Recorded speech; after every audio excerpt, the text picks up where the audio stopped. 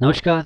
अपन CBT 2 के लिए कुछ महत्वपूर्ण प्रश्न पढ़ रहे हैं जो कि सिलेक्शन लेने वाले बच्चे हैं उनके लिए यहाँ पे मैं चुनिंदा क्वेश्चन कराता हूँ।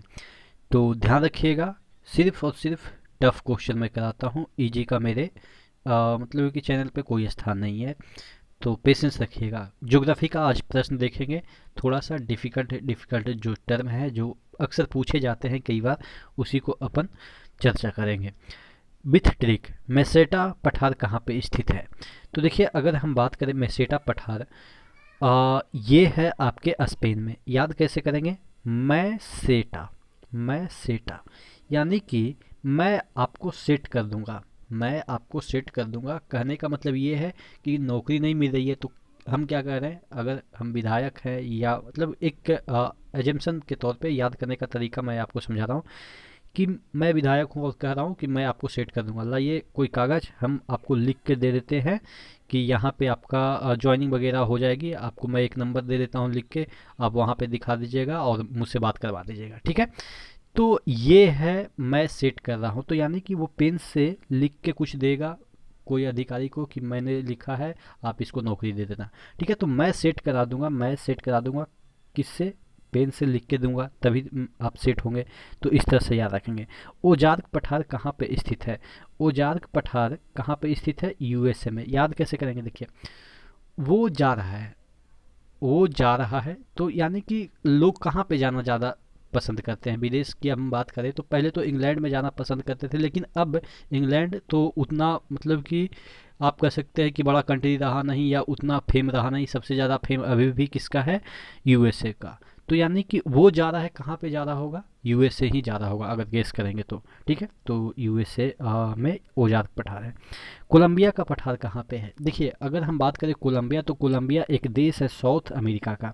ये नॉर्थ अमेरिका है और ये साउथ अमेरिका है। यहाँ पे कोलंबिया एक देश है, लेकिन कोलंबिया का पठार की बात करें तो ये नॉर्थ अमेरिका में जो यूएसए है वहाँ पे है। तो ध्यान रखने वाली बात है, कोलंबिया का पठार पूछे, आपके ऑप्शन कोलंबिया भी रहेंगे और पहला ही ऑप्शन रहेंगे, आप टिक वहाँ करेंगे, गलत हो जाएगा। तो ध्यान रखिएगा, कोलंबिया का पठार कहाँ पे है? आपके यूएसए में। हुबर झील कहाँ पे? ध्यान देने वाली, हुबर, हु मतलब है, बर, बर मतलब कि जिसे हम कहते हैं ग्रूम या दूल्हा कह सकते हैं, ठीक है? पर कहते हैं ना, बरमाला या बर, ठीक है? तो लोग कहाँ का बर पसंद करते हैं? कि जहाँ ज़्यादा पैसा हो, यानी कि हर एक मतलब कि लोग पसंद करते हैं कि हमारा जो बर हो वो विदेशी हो, यानी कि विदेश में पैसा कमाने वाला। विदेशी नहीं, इंडियन हो लेकिन विदेश में पैसा कमाने वाला। कहाँ? यूएसए में, क्योंकि यूएसए डॉलर हर जगह मान्य है, ठीक है? तो इस तरह से हम याद रखेंगे। हुबर झील कहाँ है? यूएसए, क्योंकि है जो बर यूएसए का है वही, मतलब कि उसी से लोग शादी ज़्यादा करना पसंद करेंगे, ठीक है? इस तरह से याद रखेंगे। छाड़न झील या गोखुर झील कैसे बनता है, ये पूछा जाता है। तो देखिए, अगर एक नदी बह रही है, नदी बह रही है, ठीक है? और पहले इस तरीके से बहती थी, इस इधर से ऐसे बहती थी, ठीक है? लेकिन अब क्या हुआ कि ये वाला नदी इधर से बह के नहीं, सामने बहती चली गई, सामने बहती चली गई। तो ये वाला जो पार्ट है वो छूट गया, अब इसमें पानी जमा रह गया। तो यही वाला जो पानी वाला क्षेत्र हो गया, उसको कहते हैं गोखुर झील या छान झील। छड़ जैसा लंबा हो गया जिसकी वजह से ये छाड़न झील बन गया। क्यों? क्योंकि सीधी में बह गई। वही कह रहा है कि छाड़न झील बोले या गोखुर झील, जब नदियां अपने विसर्प को त्याग कर सीधे प्रवाहित होने लगती है तब नदियां का विसर्प या अवशिष्ट भाग छाड़न या गोखुर झील कहलाती है। जैसे ये आपके सामने बहने लगी, पहले इस तरह से बनती थी, बह रही थी, अब सामने बहने लगी, यानी कि छड़ के नुमा बहने लगी जिसकी वजह से ये छाड़न झील बन गया, ठीक है? आप देखेंगे जो गो होता है यानी कि गौ होता है, उसका खुर कैसे होता है? पैर वाला को ही खुर कहते हैं, पैर को जो ये वाला पार्ट होता है ये खुर होता है। तो इसी तरीके का तो हो गया गोखुर, इसी तरीके का तो हो गया, ठीक है? तो इस तरह से याद रखेंगे, ठीक है, कि गोखुर झील कैसे बनता है। अगला देख लेते हैं, हिम क्षेत्र में हिम के ऊपर निकली हुई चोटियां को कहा जाता है। जैसे अगर सपोज यहाँ पे पूरा सब जगह हिम भरा हुआ है, यानी कि बर्फ भरा हुआ है, चोटी कोई चोटी इसके अंदर ही रह गया होगा, पहाड़ी जो चोटी है वो हिम के नीचे ही रह गया होगा, लेकिन कोई चोटी इधर ऊपर तक रह गया होगा, यानी कि चारों तरफ बर्फ ही बर्फ है, लेकिन ये पहाड़ वाला छोटा सा भाग ऊपर निकला हुआ है। तो ये वाला जो भाग निकला रहता है उसी को कहते हैं नूना टक। ठीक है। अब याद कैसे करेंगे, देखिएगा यहाँ पे एक टक होके ये सबको देख रहा होगा कि अरे सभी तो डूब गए और हम ही एक टकी लगा के देख रहे हैं। ठीक है, यानी कि हम ही एक बच गए। इस तरह से याद रखेंगे, जो हिम क्षेत्र में पहाड़ियाँ ऊपर उठे रह जाती है या बच जाती है उसी को कहते हैं नूना टक। ठीक है। और एक बर्ड आपके इंसेल बर्ग आता है। ठीक है, इंसेलबर्ग हिम क्षेत्र में ही आता है।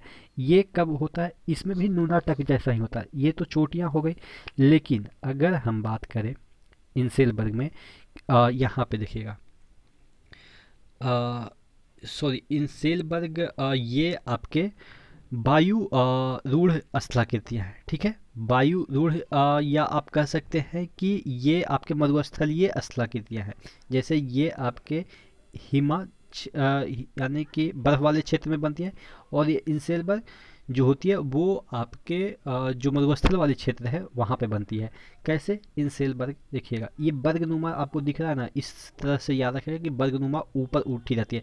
जैसे ये पूरा रेगिस्तान है, यहाँ पे एक पहाड़ है जो ऊपर उठे इस तरह से बनी हुई है। ठीक है, बनी हुई है, तो ये वाला जो क्षेत्र है ये आपके इंसेलबर्ग कहलाएगी। ठीक है, यानी कि चारों तरफ क्या है, रेगिस्तान है, लेकिन यहाँ पे जो पहाड़ी है वो ऊपर उठी हुई है बर्गनुमा। ऐसे 2D में देखेंगे तो बर्गनुमा रहती है, या किसी भी तरीके का पहाड़ी हो उसको कहते हैं इंसेलबर्ग। बरखान किसको बोलते हैं, बरखान देखिएगा, बरखान में क्या होता है कि ये पूरा रेगिस्तान है, पूरा सब जगह क्या है, ये बालू ही बालू है। अब हवा चलती है तो क्या होता है कि ये वाला क्षेत्र थोड़ा सा ऊंचा उठ जाता है और यहाँ पे इस तरीके से स्थलाकृति बनती है, और ये वाला थोड़ा सा नीचा रहता है। ठीक है, थोड़ा सा नीचा रहता है, तो ये वाला बरखान हो गया। ठीक है, ये वाला पूरा चारों तरफ साइड रहेगा, थोड़ा सा यहाँ पे धस जाएगा और यहाँ पे हल्का सा आप कह सकते हैं नीचा रहेगा, और ये इधर से फिर से पूरा मरुस्थल ही रहता है, तो इसे कहते हैं बरखान। ठीक है, अब इसको इस तरह से याद रखेंगे कि ये यहाँ पे थोड़ा सा गुफा नुया जैसा बन रहा है ना, तो गुफा में खाना खा सकते हैं, क्योंकि अगर हम रेगिस्तान में खाना खाएंगे तो बालू आ जाएगा हमारे, या जितने भी खाना है जिसमें बालू पड़ सकती है, लेकिन यहाँ पे खान जैसा कुछ बदखान, या आप कह सकते हैं कि एक गुफा टाइप का बन जाता है रेगिस्तान में, तो हल्का सा ऊंचा उठ के, और यहाँ पे आप खाना खा सकते हैं। ठीक है, इस तरह से बरखान स्थलाकृति आपके रेगिस्तान में भी बनती है, और इंसेलबर्ग भी आपके रेगिस्तान में ही बनती है,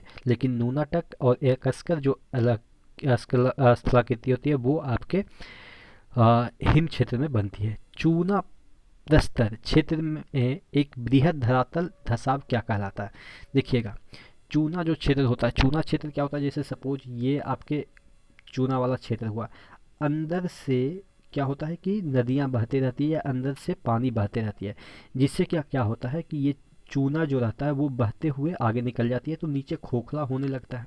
ठीक है, नीचे खोखला होने लगता है, या ऊपर से भी जब जल नीचे जाती है तो ये खोखला होते हुए नीचे जाती है, तो यानी कि बड़ा बड़ा सा छिद्र बन जाता है। तो उन्हीं सब में से पूछा जाता है कि युवाल क्या है, तो देखिएगा, चूना प्रस्तर क्षेत्र में एक बृहद धरातल धसाव को युवाल कहते हैं, और जब कई युवाल मिल जाते हैं तो ये पोल्जे कहलाते हैं। ठीक है, और डोलाइन भी क्या कहलाते हैं, जब बहुत बड़ा एक ही धसाव होता है तो उसको डोलाइन कहते हैं। और स्टेलमाइट क्या कहलाते हैं, स्टैग्लेमाइट कहलाते हैं, जब ये गुफा बन गया, इधर से पूरा चूना बहते हुए निकल गया तो ये गुफा बन गया, तो गुफा में कहीं इधर लटका रहेगा कुछ चीज़ें, कहीं इधर लटका रहे, नीचे से ऊपर उठा रहेगा, तो इसी को कहते हैं स्टैग्लेमाइट। एक पिक्चर के थ्रू हम आपको दिखाते हैं कि कैसा दिखता है, क्योंकि आपको पिक्चर्स से आपको बेटर समझ में आएगा। ठीक है, ये देखिएगा, ये आपका देखिएगा, ये चूना क्षेत्र है, यहाँ पे एक स्थलाकृति देखिए, युवाल है, युवाल है। ठीक है, युवाल है, ये युवाला, और जैसे ही युवाला, बहुत सारे युवाला मिल जाते हैं तो पोल्जे बन जाते हैं। ठीक है, पोल्जे हो जाते हैं। अब देखिए, इस डोलाइन मैंने बताया था कि एक बहुत बड़ा छिद्र को डोलाइन कहते हैं। अब एक मैंने वर्ड बताया था आपको, ये स्टेलगेमाइट, और एक बर्ड होता है स्टेलगेसाइट। देखिएगा, ये वाला देखिएगा खोह बन गया पूरा, खोह बन गया। तो कुछ चीज़ें ऊपर उठी हुई है, कुछ चीज़ें ऊपर उठी है, कुछ ऊपर से नीचे लटकी हुई है।